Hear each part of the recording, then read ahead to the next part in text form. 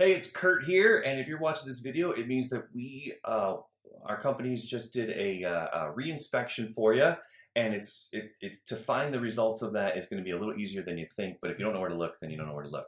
So we will have uploaded right here in this report. We call it the BINSER because that's what we call it in Arizona. This would have been the list of things that we were there to re-inspect. So if we go to property inspection, so all you have to do is pull your original inspection report. I think we should put another link in here so that you can pull it again. And basically what you're going to see is you're going to see this re-inspection section. So even if you have your original link up, if you just refresh the link, once we've done it, we publish this, it just updates the old report. So it's all in one place for you. So as you can see here, re-inspection item number 1 here, anti-vortex covers, in-floor gears replaced, pressure gauge repaired. So you can see all of these items. Some things weren't done. And this is where you'll find it. But all you have to do is click on this re-inspection item. It'll be at the very bottom.